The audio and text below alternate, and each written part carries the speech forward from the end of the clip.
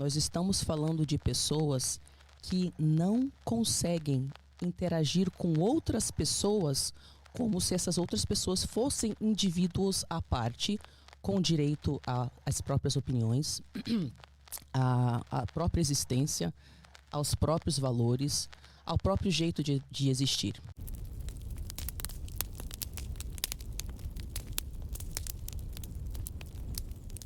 A gente podia começar primeiro definindo o que é o narcisismo. O que é uma pessoa com essa característica? Tá, ao longo da história da psicologia, narcisismo significou diferentes coisas, mas o que eu quero focar especificamente é no transtorno de personalidade narcisista. Tá.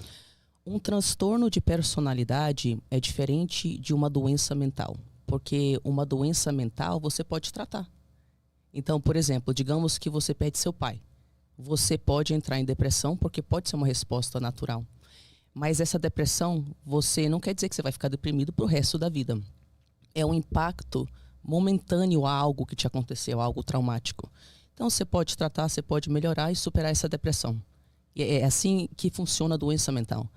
Já quando a gente fala de transtorno de personalidade, nós não temos pesquisas que mostram que é possível você mudar a estrutura de personalidade dessa pessoa. Ou seja, muito mais grave do que uma doença mental. E quando se trata do transtorno de personalidade narcisista, nós estamos falando de pessoas que não conseguem interagir com outras pessoas como se essas outras pessoas fossem indivíduos à parte, com direito às próprias opiniões, à própria existência, aos próprios valores, ao próprio jeito de existir. Quem tem transtorno de personalidade narcisista tem certas características, como, por exemplo, a necessidade de ser o centro das atenções em todos os momentos. Então, um exemplo é a sua formatura e você tem um pai com transtorno de personalidade narcisista e ele não aguenta você estar recebendo atenção na sua própria formatura, porque o seu sucesso mostra para ele, na estrutura fragilizada de personalidade que ele tem, que ele é um lixo. Então, ele pode fingir uma doença, fingir um desmaio ou ter algum tipo de surto na sua formação para que ele receba atenção em vez de você. Outra característica desse transtorno é a ideia de que você é especial. Então, você tem uma constante sensação de que você é superior às pessoas, que na verdade muitas vezes vem como uma compensação a uma constante impressão de que você é inferior a todo mundo. Então, como isso dói, como defesa, a personalidade narcísica decide: por que eu me sinto tão diferente? Ah, já sei, deve ser que todo mundo é inferior e eu sou melhor. Aí essa pessoa passa a entender que apenas pessoas igualmente superiores, incríveis, que fazem parte de uma certa elite, poderiam interagir com ela, pois o resto é muito inferior.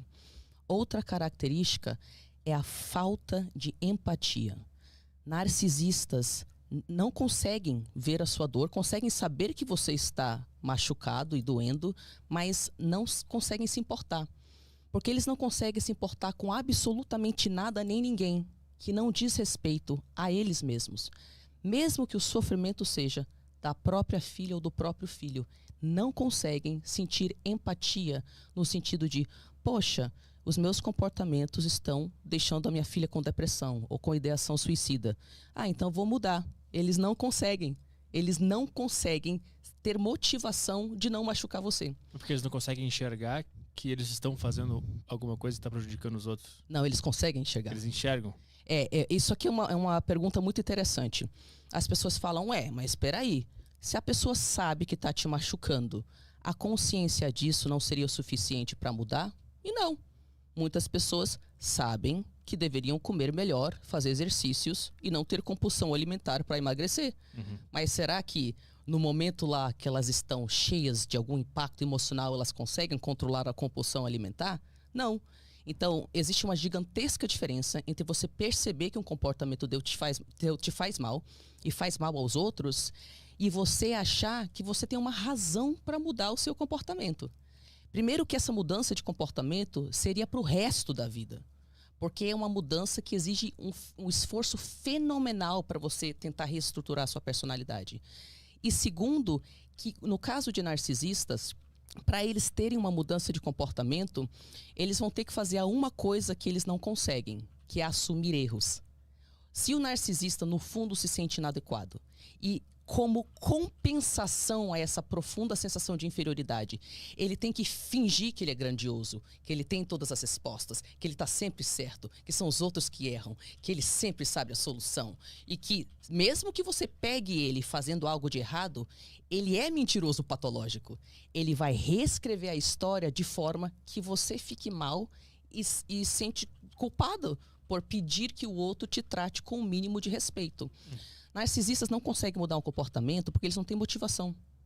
E eles não conseguem entrar em contato com a humilhação, a vergonha e a culpa de perceber que ao longo das décadas de vida deles, eles destruíram inúmeros relacionamentos. É muito pesado.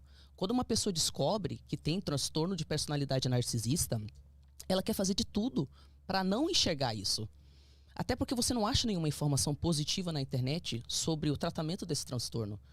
Então, mesmo que você seja diagnosticado, você não vai achar terapeutas que lidam com você. Você entendeu? Porque não, agora, hoje em dia, o conselho oficial de terapeutas, se você lida com um narcisista, é cortar contato. Então, você imagina como é que é pesado você ser narcisista também, ver esse tipo de informação na internet e você não acha em lugar nenhum um pouco de informação que diz que você pode melhorar, porque não tem pesquisa que mostra que eles possam.